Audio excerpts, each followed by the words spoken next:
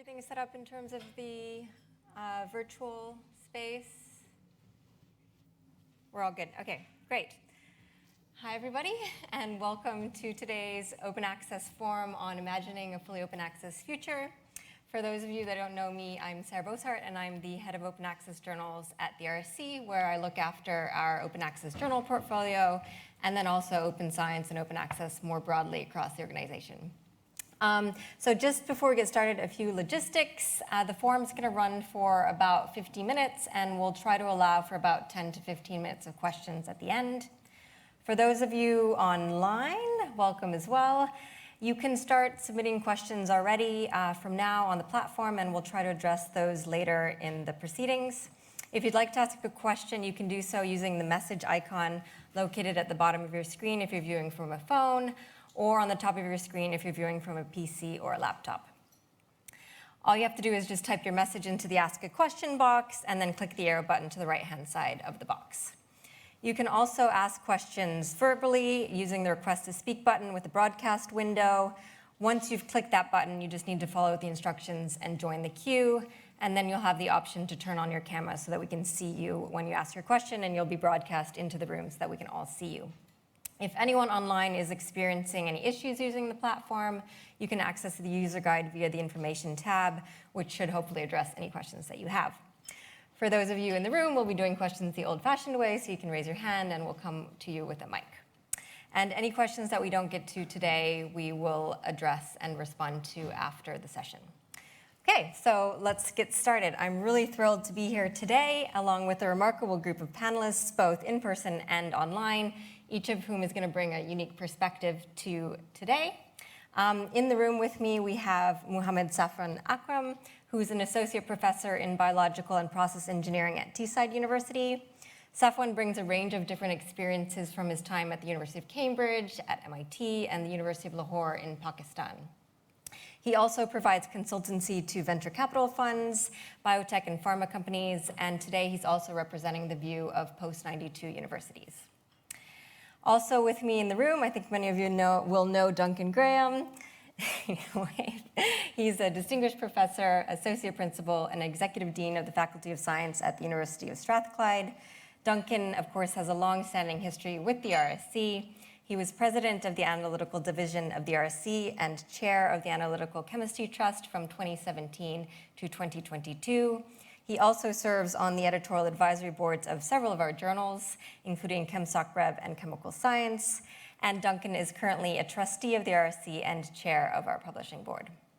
Joining us virtually from Mauritius is Lydia Ryman. You can hopefully see Lydia. I can see her waving. Lydia is a research fellow and part-time lecturer in the computational chemistry group of the University of Mauritius. Lydia is also an affiliate of the African Academy of Sciences. She's a member of the RSC and a Global Young Academy member as well. She's involved in promoting computational chemistry and science education in Africa, and also raises awareness on responsible research practices and integrity. Lastly, also joining us virtually from the US, we have Danny Schultz, and Danny is the director of the Discovery Process Chemistry Group at Merck. Danny brings to the panel today both an industry perspective representing Merck, as well as an academic perspective from her PhD days at the University of Michigan and her postdoc days at the University of Wisconsin-Madison.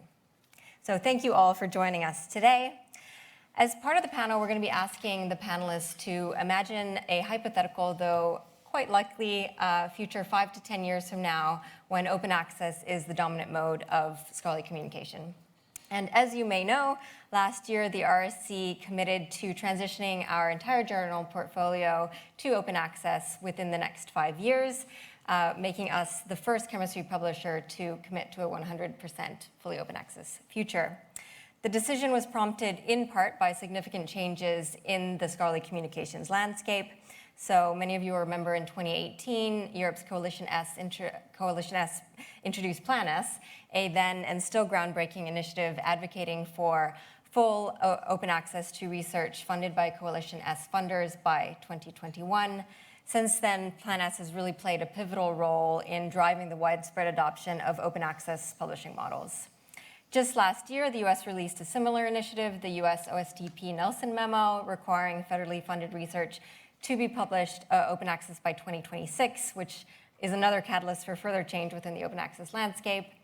And more recently, just last month, the Japanese government released their own policy requiring that open access outputs be open access by 2025.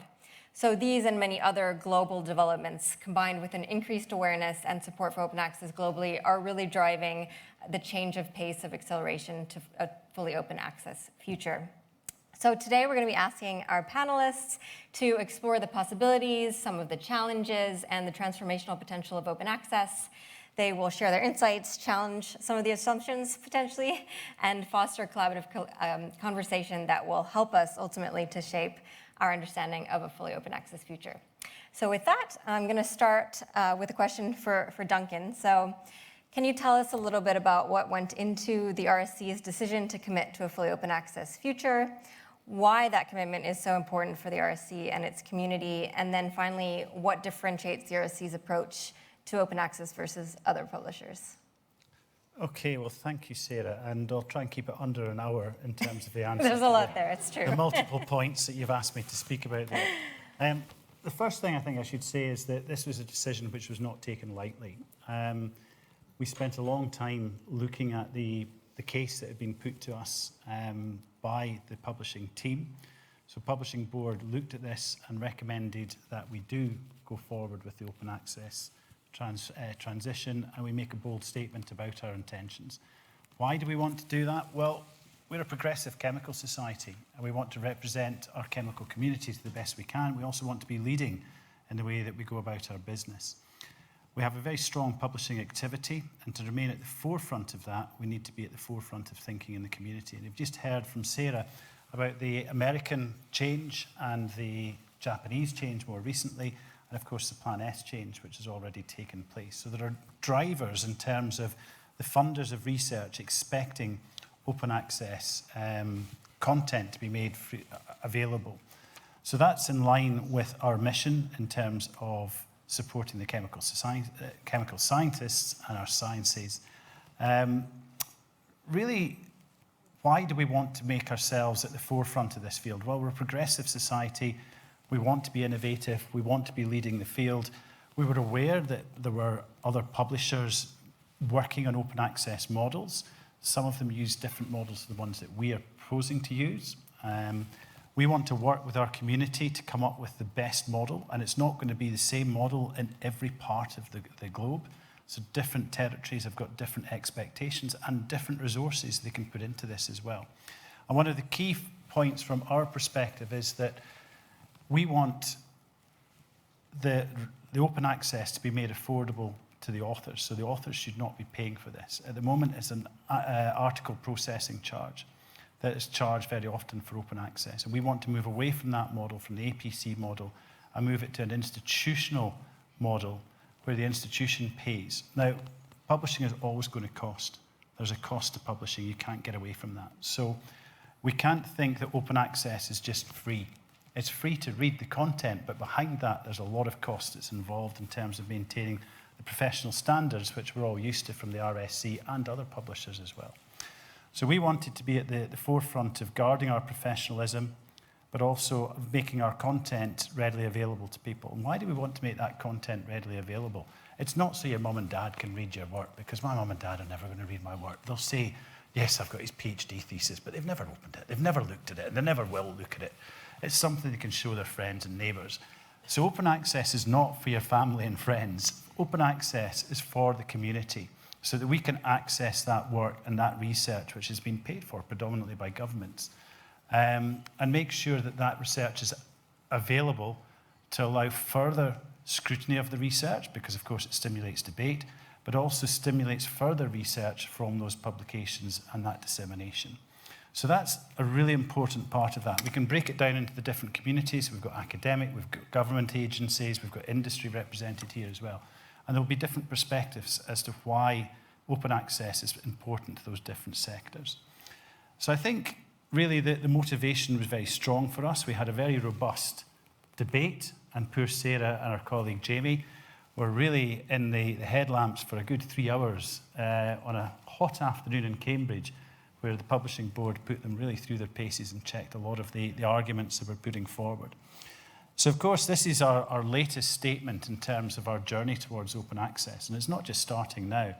Back in 2012, we launched our Gold for Gold scheme, where we issued gold vouchers to institutions who were publishing with the RSC so they could turn their articles into gold articles. Now, by gold, we mean open access for anybody.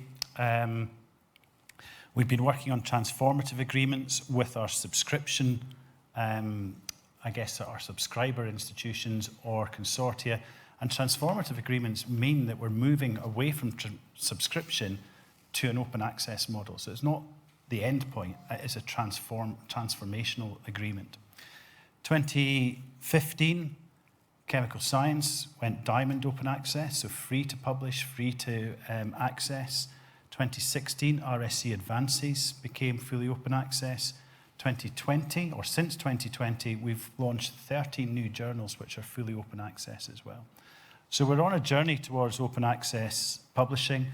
Sarah's told us within 5 years we want to be fully open access. That caused quite a bit of interest in the community. We had a lot of engagement with the community from across the globe, mostly positive, I should say.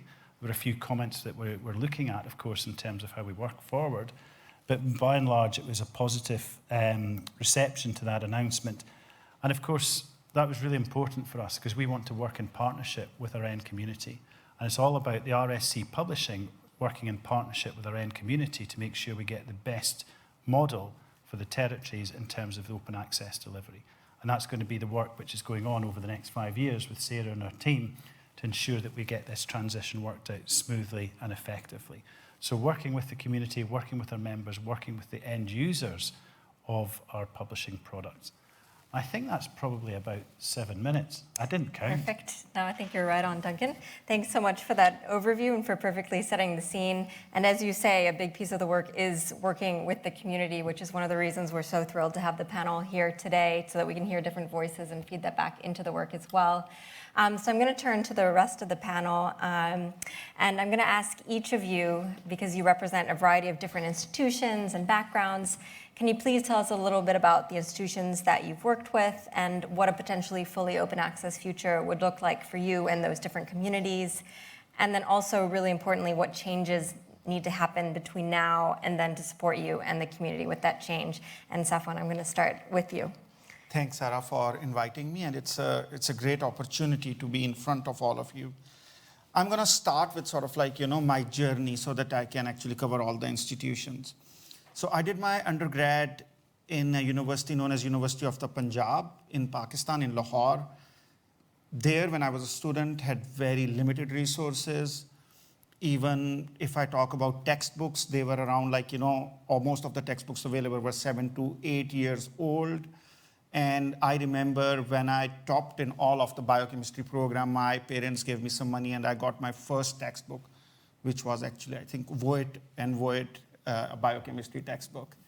But think about an environment where you have Snickers bar when I was in the university was 30 rupees and the bullet was 7 rupees. In that culture where you are trying to educate masses, openness, if it was open access at that time, how many people we would have been able to bring in the fold. So now, after that I was lucky, I went to MIT and in Cambridge, which were very resource heavy. There was no problem in accessing most of the journals. Perhaps in Cambridge it was hard to access American Chemical Society, some of those journals, but then because I spent some time at MIT, I had connections to basically grab them off. But real open access came somewhere in 2011 from the students' perspective when I was finishing my PhD, and that was Sci-Hub. When Sci-Hub came, that essentially leveled the playing field, that all the journals you would just sort of put the link through, you would download and you will start reading. And then I basically went back to Pakistan to teach, and because of Sci-Hub, there were no issues. Nobody was using actually. By that time, government has provided some forum, but people were still using, perhaps because just due to the ease of access. But then I came back from one resource limited settings to actually Teesside, which is northeast of England, which is what I would call slightly less sort of resource constrained, but still resource constrained. So the thing you have to basically give sort of like, sort of some thought to, that most of the post-92 institutions are very teaching heavy. So most of the staff members end up teaching 400 to 500 hours face time per annum, which is like, which is quite heavy. And in that constraint, they try to carry on doing their research, yeah? And if at the end of that research, if they have to pay money to publish, it becomes almost like, such a real blockade.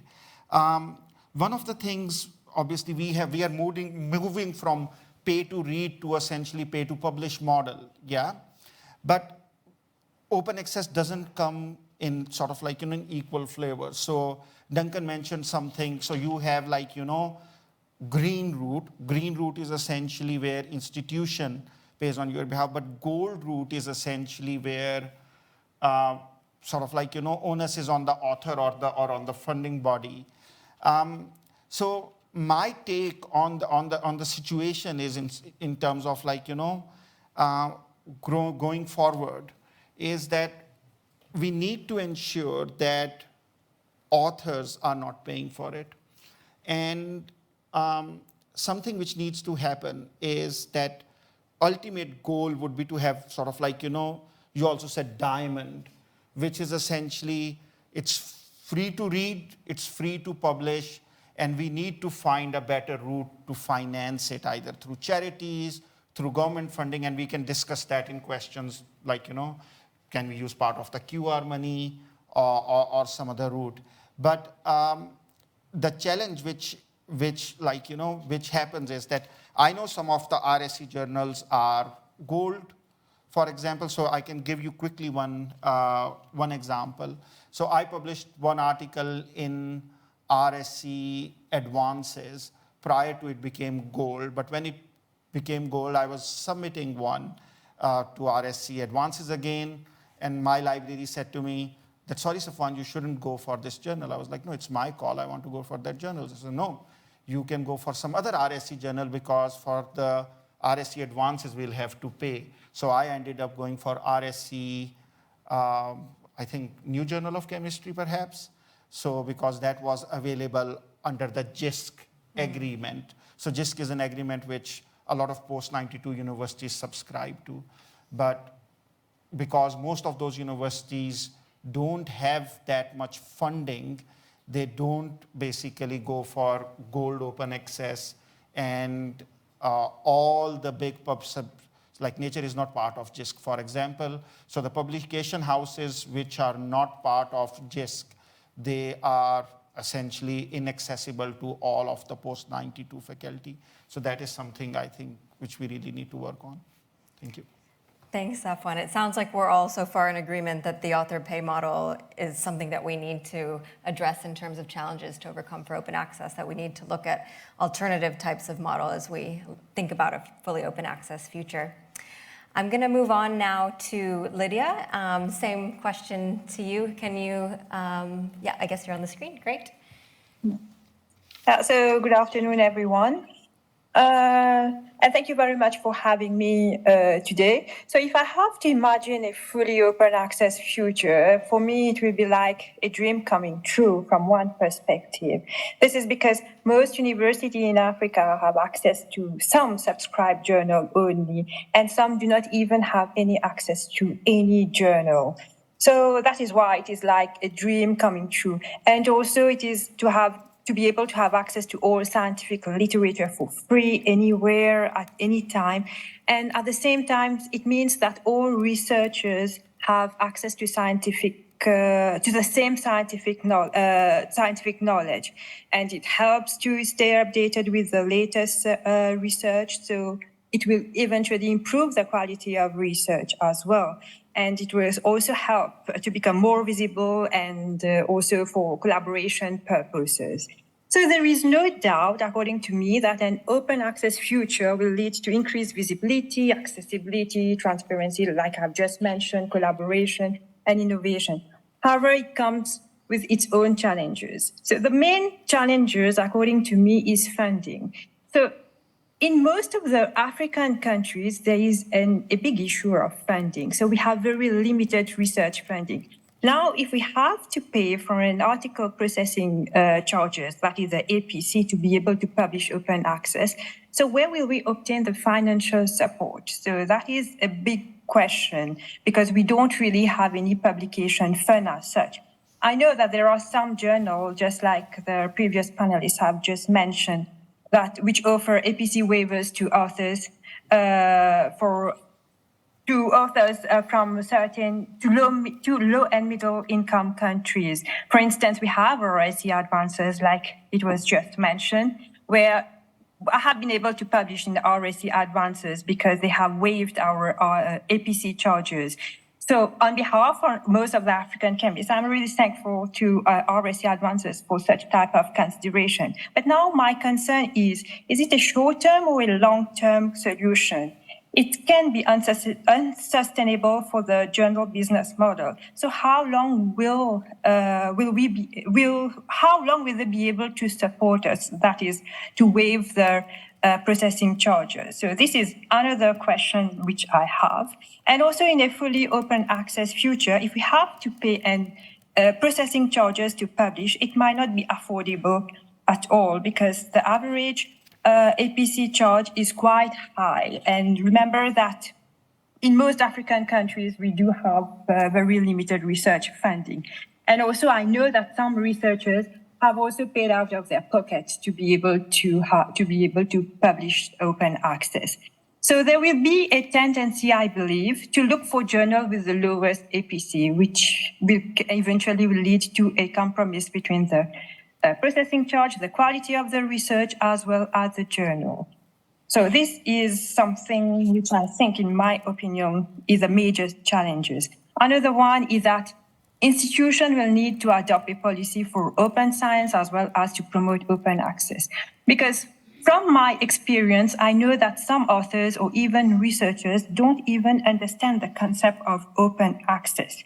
So when they think about open access, they think that you just have to publish to get your paper published without even peer reviewing. So this is our major concern. And this will eventually lead to some predatory journal, which is already a global threat. So will it really limit predatory publishing? So this is another issue which I think is of importance to consider. And at institutional level, I think it is something which is very important to raise awareness concerning open access, how it works and so on, and how to be able to support authors or researchers to provide publication funds so as to be able to publish open access. And also one thing which I also believe is it should be of a national goal, where the government should implement guidelines for open access along with research funding and publication fund.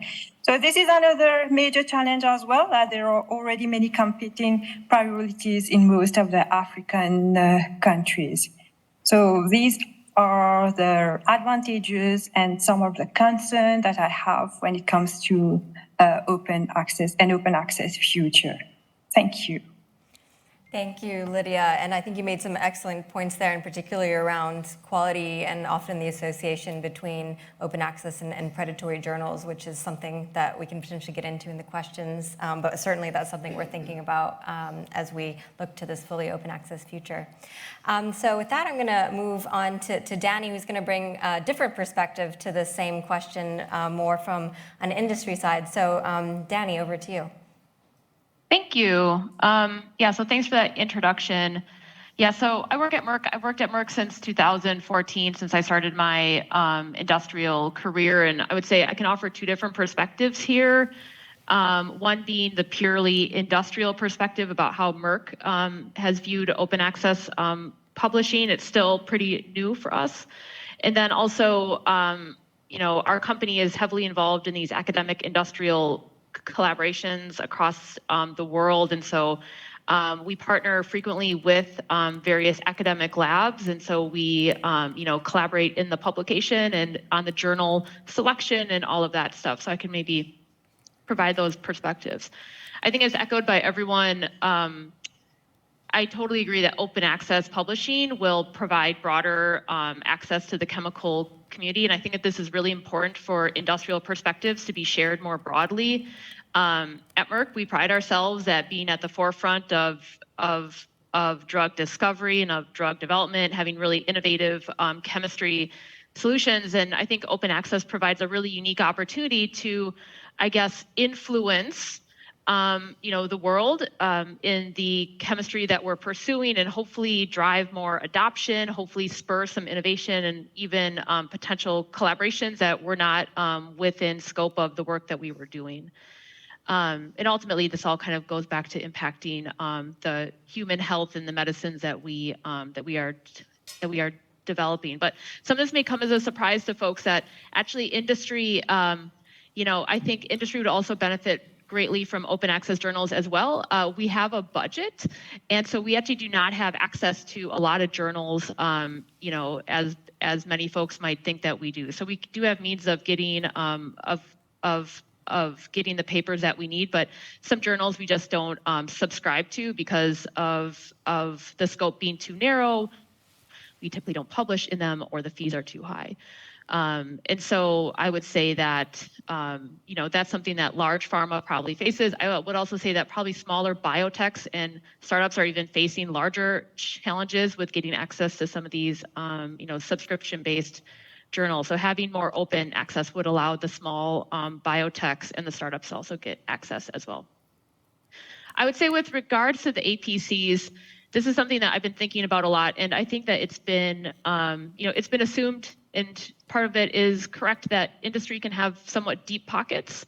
And so you've seen that, at conferences, even with equipment, being purchased, you have this industrial tiered price where, we are charged a higher fee to attend a conference or to buy a piece of equipment compared to academics, assuming that we have more money to do so. And I would say this is, this is partially true, but as I alluded to before, we do have budgets, and we do have constraints. So I do wonder how the APC charges will impact industrial publishing overall, and would we target either a subscription-based journal or one that has a lower APC, even though it wouldn't be the one that we would ultimately want to go to. And again, going back to the fact that I believe that industry publishes significantly less than academia, and so will this limit the diversity or the number of industrial publications that we start to see, because folks defer not to publish because of the fees as well. So I totally agree, though, that authors should not have to pay the brunt of the APCs, and I do believe that industry offers, an opportunity to hopefully defer some of the costs of this, and especially if we have an academic collaborator that wants to publish in an open access journal that has a specific fee, we could most likely take that on for them. However, I've noticed that the APCs vary really dramatically across a lot of different journals, and so I think companies are going to want to see more transparency about what is behind some of these APCs and why some journals charge $3,000, some journals charge more than $10K, because that's a pretty large gap. And so understanding that a little bit more. So other things that I guess I would have to say is, I think industrial viewpoints are really important. So I do get concerned that, as I alluded to before, that open access publishing might limit the diversity of that, but I think that there's ideas out there to hopefully have more industrial perspectives and also adoption into the open access community. Because as I alluded to before, I think having broader access to the chemistry that industrial chemists are working on, we're at the forefront of some really cool science, and I think being able to share it with the world is really important if we want to impact human health and also beyond. And that's it. Great. Thanks, Danny, for that perspective on industry. It's very interesting to hear sort of some of the differences between academia, and of course that, you don't necessarily have unlimited budgets too, and that you need to be careful in terms of where the money goes. So with that, I'm actually going to open up to general questions, both from the audience and online. There's a question that has come in online, so if I'm going to actually start with that one then. So we have a question from Barbara Pope in Pittsburgh. She says, this is a great discussion. As a librarian at an academic library in the US, I am totally on board with open access. Providing access to OA materials greatly expands our access to resources for our students and generally resources. I have been reading about the transformative agreements that serve to expand open access and to move from subscriptions to paying to publish. It makes sense to me that authors should not pay to publish, but is institutional funding to pay for open access sustainable long-term? I don't know if any of you want to speak to that particularly from, yeah, Duncan, go ahead. So I can start with that one because I was thinking about this from a personal perspective. So I was thinking it from a student, from an academic, and from a senior manager or senior officer in a university. So I'm now involved in the running of the university, and we do think about these things, about our budgets and whether we should be looking to reduce our library budget. But then our currency is knowledge. And if we start restricting the publishing freedom of our academics by putting constraints onto them, like we heard about saying you can't publish in RSC Advances, why do you want to do that? Then we're moving into a very dangerous set of territories where we're starting to dictate where our academics should and could publish. So I firmly believe that, as I said before, publishing has a cost. If we want to have a professional publishing entity and make it available to our researchers to publish their best work so that everyone can read that, there is a cost that has to be borne by the institution. And I think we're already bearing a cost to access information. It's just a slight change in the way that we're viewing this. And I think that is a sustainable model. We can't get away from the fact that there is going to be a cost associated with publishing.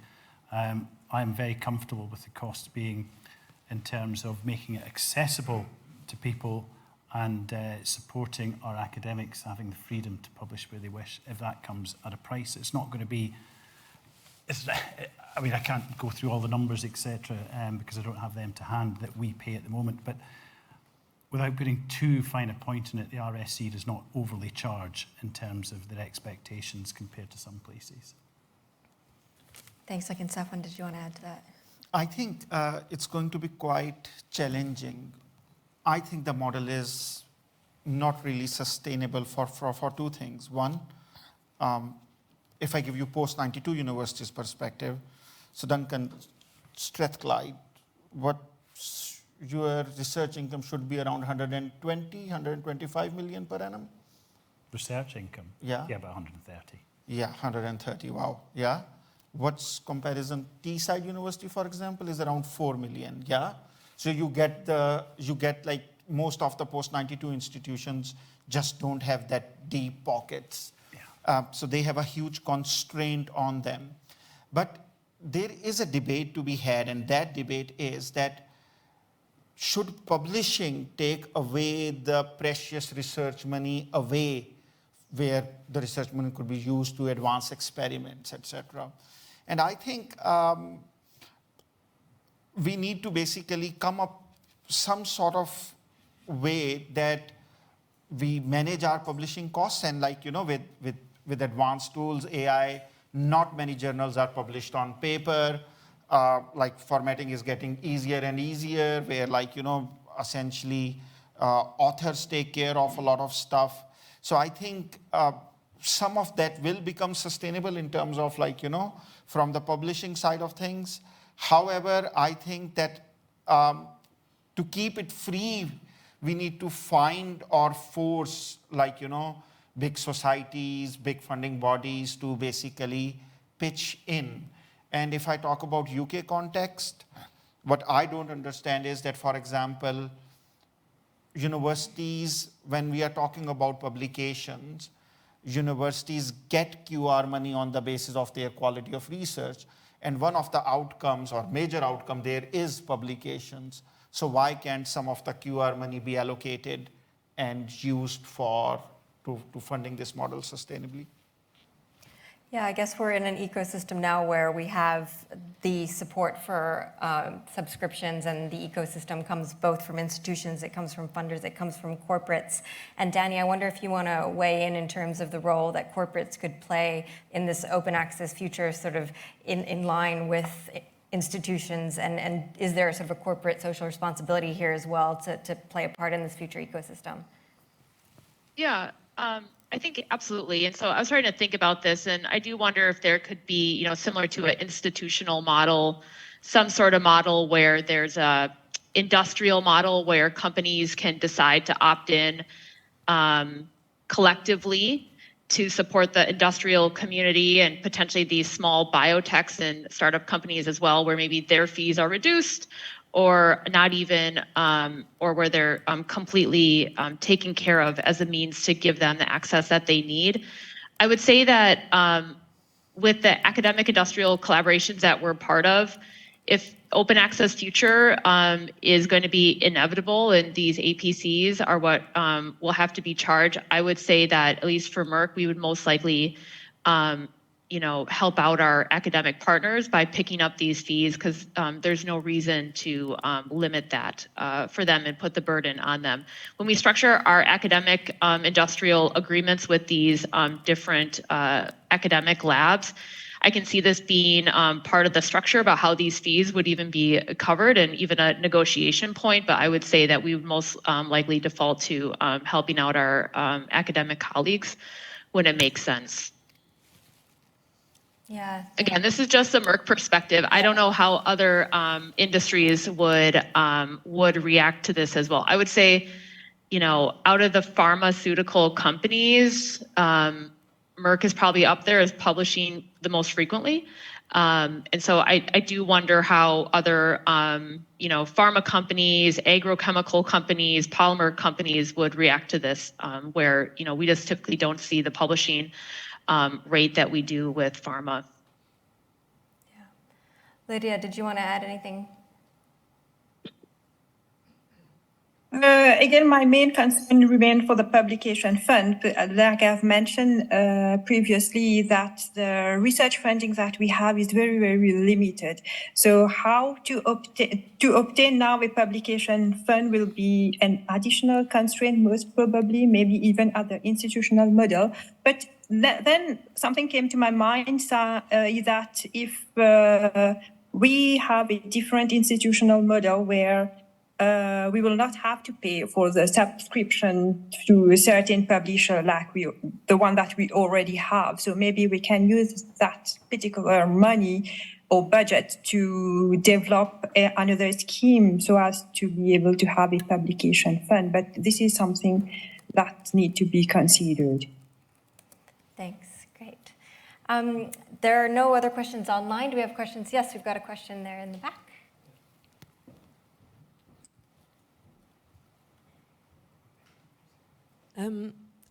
This discussion's amazing, and I'm really interested. Danny, I'm an industrialist myself from the coatings industry, where we don't publish very much due to patents issues and IP.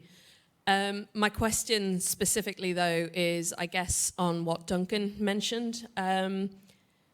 All of these models, all of these different models that are going to, I guess, obviously they're going to vary regionally, geographically, but again, it comes back to what Lydia was saying, that there are going to be differences within institutions, within industry, within academia.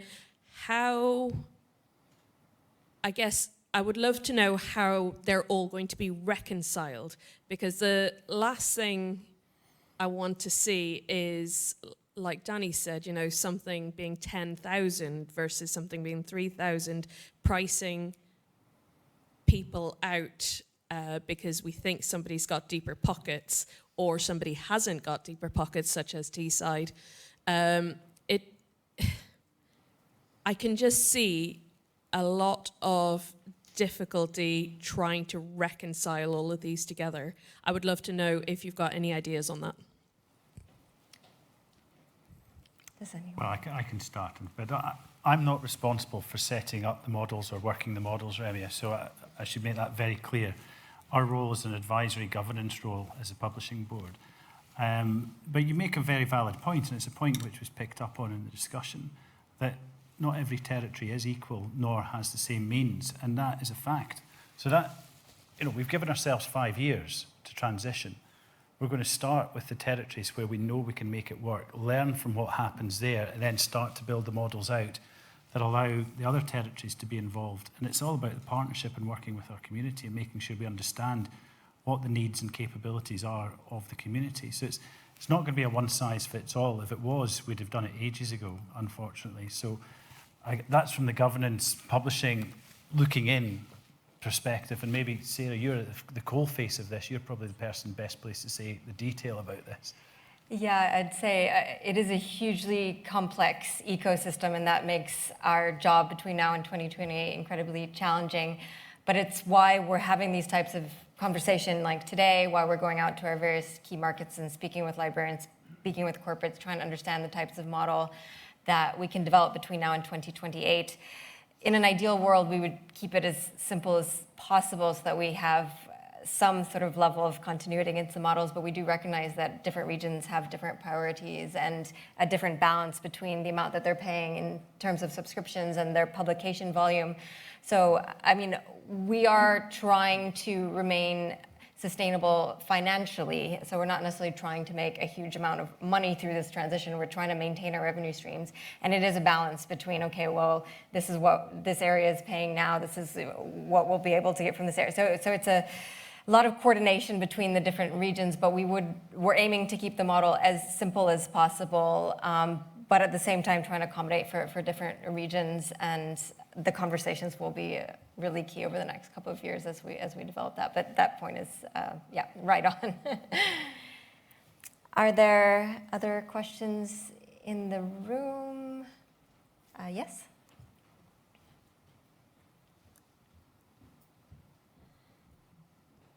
Jörg Sassmanshausen, Imperial College. I very much enjoy the discussion about open access, and I'm very much in favor of open access. But I think we should go another step as well, which is open data, because the manuscript is only basically the pinnacle of the iceberg, and we need to look into the iceberg. I mean, as already mentioned, machine learning, artificial intelligence, and all of that. I do see a benefit in having the data publicly available as well. And if we want to do that, we have the same discussion, who is paying for that? Yeah. Does anyone want to pick up on this? Yeah, Duncan, if you're... You go Or Stefan? Yeah, completely agree. There have been many studies where you see that 50% of the data is not reproducible. And one of the reasons it's not reproducible is that likely, that either it's not very well written, or because people haven't shared their data, so they might have come on the wrong assumptions. So I completely agree that a lot of good publication houses are making sort of repositories available so that you have to submit accompanying data, which is good to see. I also want to say something which is slightly unrelated. Policies have a huge impact, and that's why we have to reach the right policy.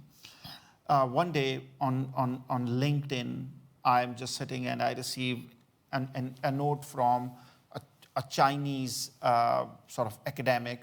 Dear Safwan, we would like to collaborate with you. I set up a collaborative meeting, and the essence of that meeting was that actually you do the work, put our name, and we will pay the APC charge.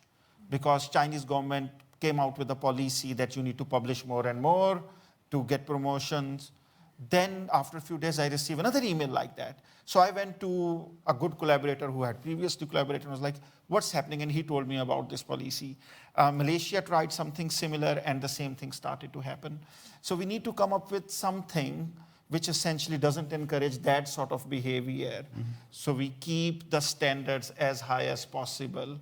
And another thing which forums like this need to really consider is the quality of the peer review. Because I think over the years, as people are more workloads are being pushed, we need to actually make sure that forums such as these voice that peer reviewing activity is an integral part of being an academic. So we need to force universities to basically allow their staff to have time allocated to peer reviewing activity. Absolutely. Can I come back to the data point, though, because that's a really important point that has been touched on here. And from the UK perspective, most of our funders expect us to make the data open access or openly available.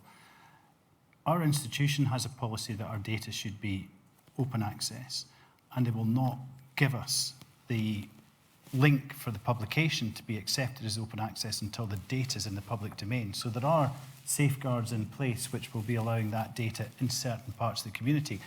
I don't think it's very widespread across the globe, and that's a very fair point. So making that data accessibility quite high on this agenda, or high on this agenda, is a good point, but making it easy is going to be the real solution, because we don't want another layer added on to when you submit a paper. So if you're submitting a paper, there's a link to the data. The data is in a repository which is held at Imperial, for example, and it's linked to the paper. Job's done.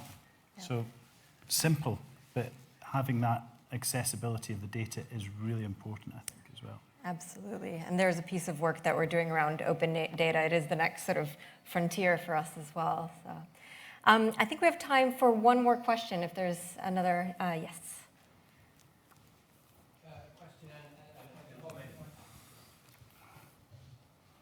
A question and a comment or two, if I may, if time allows.